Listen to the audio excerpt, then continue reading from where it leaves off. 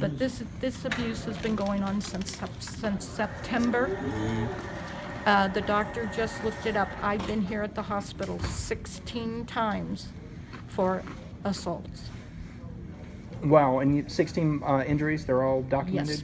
Yes. And Portland Police Bureau are treating you as if though you're basically you're committing a crime or something, threatening to arrest you and your son. And they have actually told me that the reason why they're handling this the way that they are is because of who I am and because of my PTSD, which is part of my disabilities. Okay, this one here, he was going to contest the order of protection, and so he didn't show up for court, so I won, and so the order of protection is still in force. And what are the conditions of your order of protection? The order of protection it's a harassment, no offensive contact, okay. And this is the first one I got. See, right there's the thing. It's a harassment, no offensive contact. Mm-hmm. And then I got the order of protection. Mm-hmm. And then he didn't show up for court, and I won when he tried to contest it. Now this one here, mm-hmm. He was arrested on the 3rd, and I was injured on the 3rd. So that was offensive physical contact, yes. Breaking the order, okay. And I was injured, and he also arrested me. He went to jail at the afternoon of the 3rd. He got out on the 15th, mm-hmm. But they did not let him out until I read the victim's impact statement. Okay. In court, and then they sentenced him to 24 months probation, and the judge was going to leave it up to the PO whether or not he was going to have to do drug and alcohol treatment, full psychological evaluation, and anger management. Now, are they threatening you? Bob was telling me the police threatened to arrest your son if you made a police report. Can you tell me about this? Yes. I went to the police station one day because the police have it down at the police station that they are not going to respond to the house anymore, period.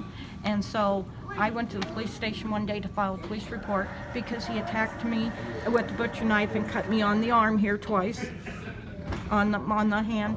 And I went down there, and they flat out said that if me and my son come down to the police station to file a police report against John, that we will go to jail and not him. And that's what they say. That's what they said too. If they come back out to the house in regards to John, that I would go to jail instead of him. And so they're treating this case as a civil case, and all they want us to do is to get moved and get relocated, and then they say the abuse will stop. And that's what the two sergeants told me today. Oh, we thought you were moving. And I explained to him again, I'm working with Cascadia and the Garlington Center, and they were looking for a 2-bedroom apartment for us to get relocated. They need to find a ground floor apartment because I have to use a wheelchair. Mm-hmm. And as soon as they find one, we're relocated. But they purposely kept on waving my son tonight, trying to get him to leave the yard because they were going to arrest him. That's crazy.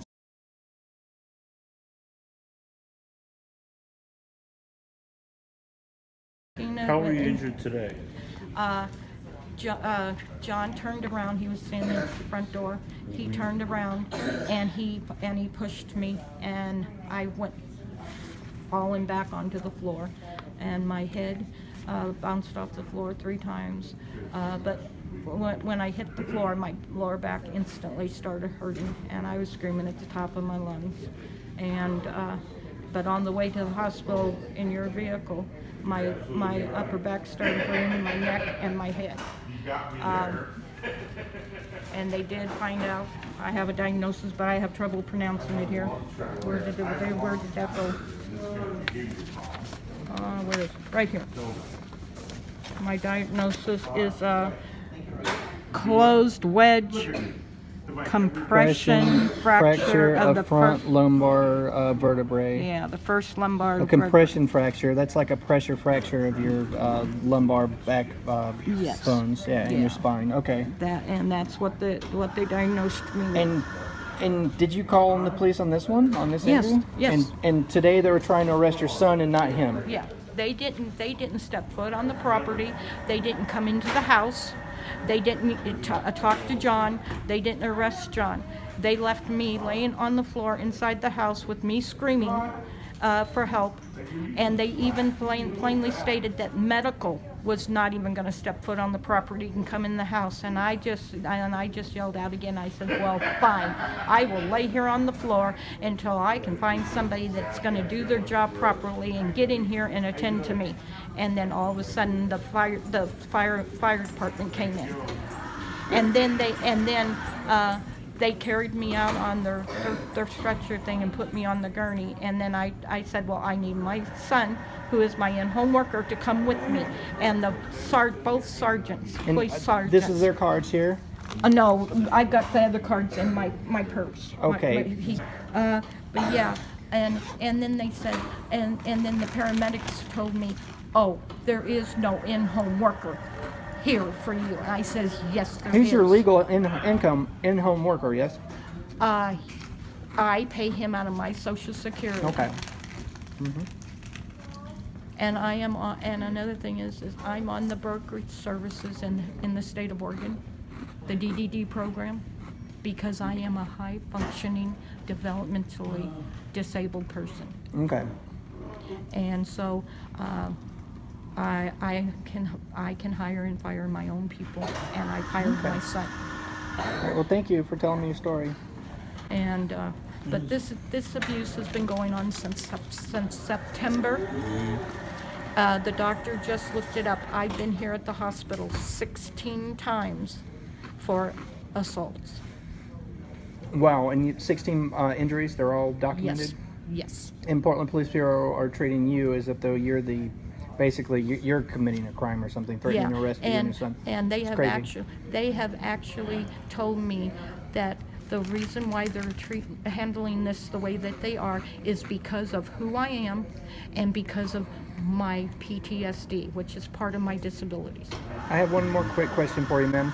So you can walk sometimes, but you need a chair because you can only stand up for so long and then it hurts, or how's that work? No, I have the chair. If I have to go a long distance, I have to be in the wheelchair. Okay, so you can walk short distances. Yeah, I can go short distances, but I have to use my chair. Yeah, but that compression fracture in your lumbar vertebrae is that sounds excruciating. Yes, it's a literal crack through your backbone. My lower back is killing me. But like I said, the abuse investigators with the DDD program just closed one case for verbal abuse, and the letter's right here.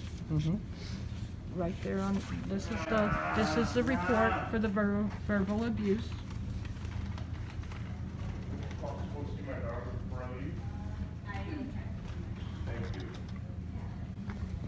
And I called Steve Hathaway, who is getting ready to close another investigation that he has been working on. They were still working on the physical abuse and the sexual abuse. Well, hopefully you get out of that house soon. And he is getting ready to close another investigation. And I've had four different abuse investigators investigating this whole thing. Jeffrey Sampson,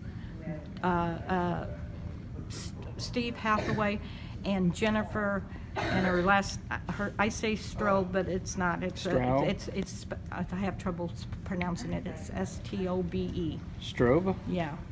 Weird. That's a weird sounding name. So there's 3 investigations going on there. Okay. And the reason why, I'm going to be honest with you, the reason why John started abusing me is because I hurt his feelings. He wants a romantic relationship with me, and I have told him no.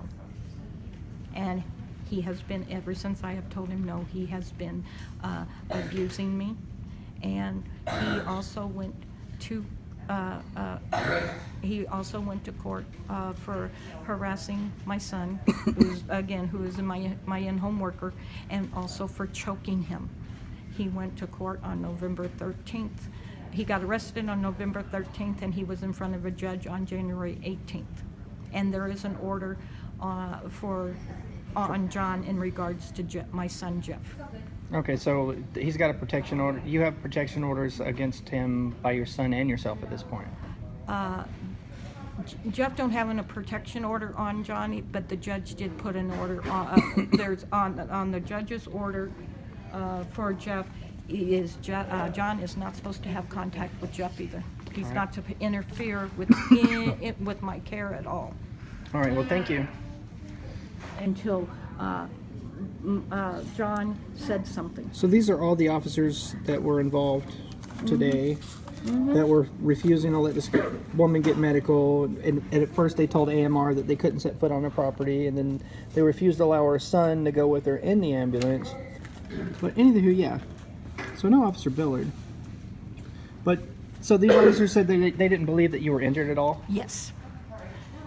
And oh, well, I'm glad that they don't have medical opinions, and I just saw your release papers that say you have a fractured spine, so... Yeah. Yeah, Portland Police Bureau, my personal little message to you guys for me is, you know, even if it seems like a nuisance, your job is to make sure that people get taken care of. When orders issue judges of protection, your job is to go out and make sure that that happens, and you're not doing your jobs, and you need to do the right thing, you know. And I don't care if you have to come to this lady's house 100 times. If she's getting assaulted against a judge's order of protection habitually, you need to do your effing jobs. Repeat that whole thing you just told me. Today. None of the officers today took any notes. They didn't write up a police report. They didn't give me any cards with the case number on it, except for the cards that the sergeants gave me with their names. Right, and there's no report number. No number on them. Right. So it's a big bag of vague, and see, there's no case numbers written on the backs of any of these cards here, and that's just crazy. That's just crazy. And they literally told you that it's not their job to enforce a judge's protection order. That's right. Well, then maybe they shouldn't be getting a base pay at about $30 an hour. They need to be paid like, 6 cents an hour for that kind of police service. Yeah, they told me it was the PO's job and the judge's job to enforce the judge's order. Wow. I wonder if this would happen, and I wonder if you were a relative of a cop, I wonder if that's what kind of policing service they would be getting. I wonder. Yeah. So after you were attacked by your attacker and you were on the phone with Bob here and you were calling for medical and stuff, tell me what's going on. Like when you got on the phone with Bob and the cops were there, what happened? When they found out that I was talking to Bob, they immediately got in their vehicles and drove off and left the scene. What do you think about that, Bob? You're doing your job right, man. He's doing your job, Bob. It's a good thing. Like cop watch on the patrol. So they just scurried away, huh? Yes.